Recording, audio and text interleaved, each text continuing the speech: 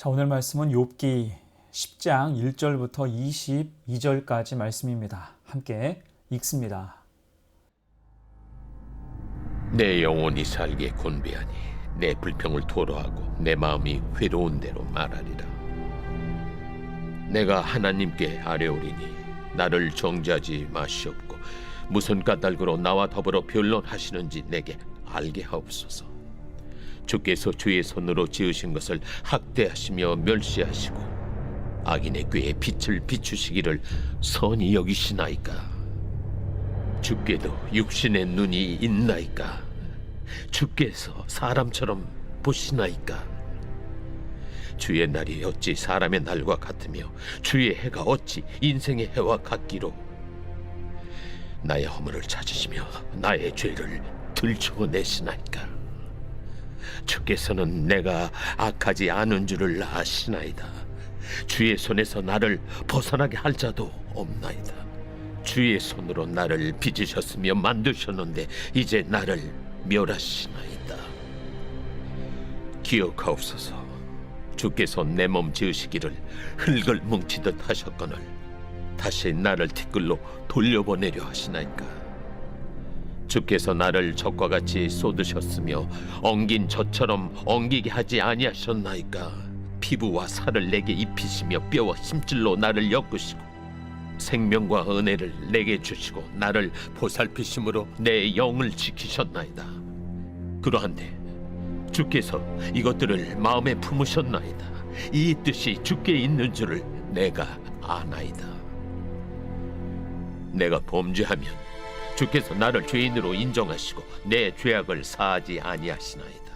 내가 악하면 화가 있을 것이오며 내가 의로울지라도 머리를 들지 못하는 것은 내 속에 부끄러움이 가득하고 내 환난을 내 눈이 보기 때문이니이다. 내가 머리를 높이 들면 주께서 젊은 사자처럼 나를 사냥하시며 내게 주의 놀라움을 다시 나타내시나이다. 주께서 자주 증거하는 자를 바꾸어 나를 치시며 나를 향하여 진노를 더하시니 군대가 번갈아서 치는 것 같으니이다. 주께서 나를 대해서 나오게 하셨으면 어찌함이니까. 그렇지 아니하셨더라면 내가 기운이 끊어져 아무 눈에도 보이지 아니하였을 것이라. 있어도 없던 것 같이 되어서 태에서 바로 무덤으로 옮겨졌으리이다. 내 날은 적지 아니하니까. 그런즉 그치시고 나를 버려두사 잠시나마 평안하게 하시되 내가 돌아오지 못할 땅 곧 어둡고 죽음에 그늘진 땅으로 가기 전에 그리하옵소서. 땅은 어두워서 흑암 같고 죽음의 그늘이 져서 아무 구별이 없고 광명도 흑암 같으니이다. 낙심의 짙은 그늘이란 제목으로 말씀 증거합니다. 욥기 8장 빌닷의 독설에 대한 욥의 답변이 9장에 이어서 10장까지 이어집니다. 빌닷은 욥이 당하고 있는 고난의 이유가 죄 때문이라는 확증 편향으로 전통과 조상들의 말을 빌려서 언어의 칼로 욥을 난도질했어요. 그뿐만 아니라 욥의 자녀들이 강풍으로 한날 한시에 참변을 당한 것도 자녀들이 지은 죄와 그것을 방조한 욥 때문에 하나님의 진노를 샀다고 말했습니다. 이에 욥은 9장에서 대단히 위축되고 의기소침한 모습을 볼 수 있었죠. 자, 이어서 욥은 오늘 본문에서도 그런 모습을 이어가요. 1절 봅니다. 내 영혼이 살기에 곤비하니 내 불평을 토로하고 내 마음이 괴로운 대로 말하리라. 완전히 낙심의 상황에 눌린 거예요. 여러분, 그래서 우리가 하는 말이 참 중요합니다. 특히 하나님의 뜻과 상관없는 말을 하나님의 뜻이라고 포장해서 악한 의도로 선포한다면 그것이 악한 마귀의 도구가 될 수 있음을 기억해야 할 것입니다. 자, 이제 낙심한 욥은 친구들 앞에서 하나님을 향해서 호소하지요. 2절이에요. 내가 하나님께 아뢰오리니 나를 정죄하지 마시옵고 무슨 까닭으로 나와 더불어 변론하시는지 내게 알게 하옵소서. 자, 여기서 중요한 단어가 나와요. 무슨 까닭으로. 이 말이 참 중요하죠. 무슨 까닭으로.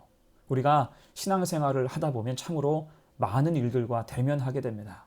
행복하고 기쁜 날이 있는가 하면 때로는 감당하기 어렵고 슬픈 날들도 있습니다. 말씀을 의지하고 믿음으로 나아갔을 때 하나님의 큰 은혜를 맛보는 감격의 날이 있는가 하면 믿음을 다 잊고 세상의 논리 가운데 살다가 죄의 민낯을 발견하고 처절하게 무너지는 날도 있습니다. 하지만 이때는 인과 율이 분명해요. 원인과 결과가 선명하면 납득할 수 있습니다. 자, 그런데 인과 율이 깨질 때가 있어요. 특히 말씀을 의지하고 믿음으로 나아갔지만 처절히 실패하고 도리어 고난의 상황이 몰려오면 이루 말할 수 없는 괴로움에 처하게 되는 겁니다. 지금 욥도 마찬가지였을 거예요. 자신에게 펼쳐진 감당할 수 없는 현실과 육체적인 고통도 그를 힘들게 했지만 무엇보다도 욥을 괴롭게 한 것은 현재 자신에게 일어나고 있는 이 일들이 무슨 까닭으로 일어났는지, 하나님의 참뜻은 어디에 있는지를 전혀 모르기 때문이었어요. 그러기에 그는 자신이 왜 이런 고난을 당해야 하는지, 또한 친구들의 말에 의한 상처뿐만 아니라 하나님의 침묵하심에 대해서도 갈급한 심정으로 토로합니다. 7절 보세요. 주께서는 내가 악하지 않은 줄을 아시나이다. 주의 손에서 나를 벗어나게 할 자도 없나이다. 자, 이게 중요한 고백이에요. 여기서 욥은 자신이 주님의 손에서 벗어나지 않았음을 강조합니다. 곧 여전히 주님의 손 안에 있고 주님의 손에서 벗어나지 않았으니 자신이 악하지 않다고 역설하는 거예요. 여러분, 사실 그렇습니다. 인생 중에 누구라도 하나님을 벗어나면 그때부터 예외 없이 죄에 빠지게 되어 있습니다. 하지만 욥은 하나님으로부터 절대로 벗어나지 않았으니 7절 주께서는 내가 악하지 않은 줄을 아시나이다. 하나님이 아십니다. 라고 고백할 수 있었던 거예요. 이어서 8절 9절이에요. 주의 손으로 나를 빚으셨으며 만드셨는데 이제 나를 멸하시나이다. 기억하옵소서. 주께서 내 몸 지으시기를 흙을 뭉치듯 하셨거늘 다시 나를 티끌로 돌려보내려 하시나이까. 여기서 욥은 자신의 삶을 토기장이이신 하나님의 손에 달린 진흙으로 비유하지요. 곧 자신을 빚으신 손이 바로 하나님이심을 고백하면서 지금까지 자신의 전 생애를 인도해 오신 하나님의 은총을 계속 간구하는 거예요.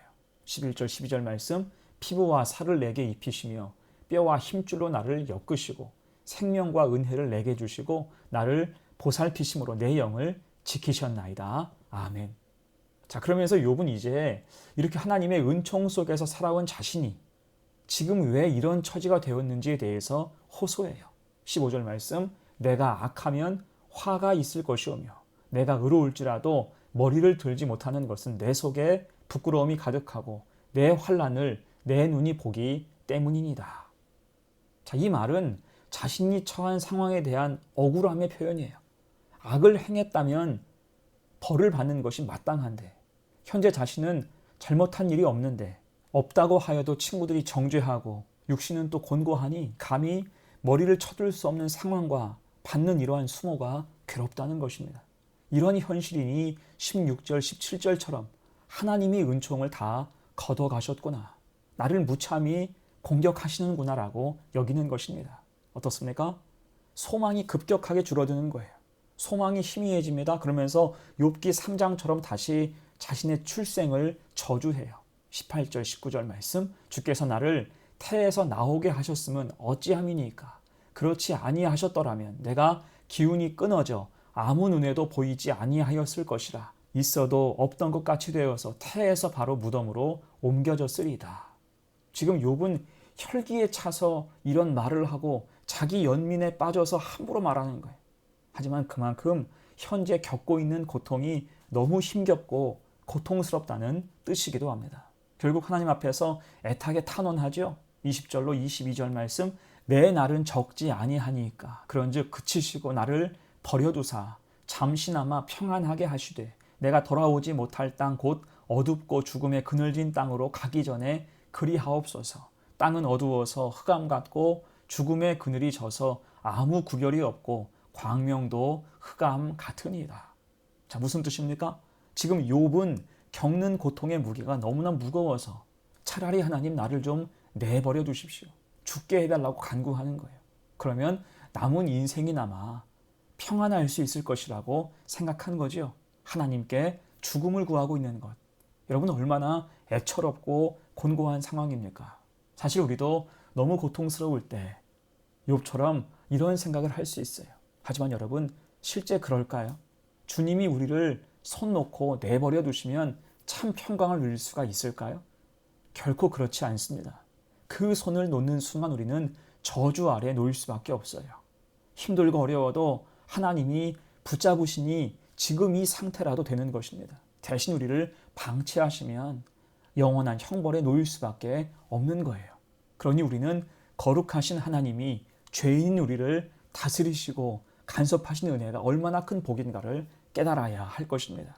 또한 하나님의 섭리를 바라보면서 견인하실 때가 있음을, 지금 고난 가운데 있지만 다시 하나님께서 회복하실 때가 있음을 확신하고 용기를 가져야 돼요. 다만 이제 말씀을 마무리하면서 우리는 오늘 욥의 처지도 깊이 이해하게 됩니다. 이처럼 우리는 하나님의 생각과 섭리를 다 이해할 수 없어요. 헤아릴 수 없어서 힘든 거예요. 때로는 우리를 미워하시고 벌하시는 것처럼 느끼기도 합니다. 그러나 우리는 그때조차도 하나님을 신뢰할 수 있어야 돼요. 우리에게는 십자가의 증거가 있기 때문이죠.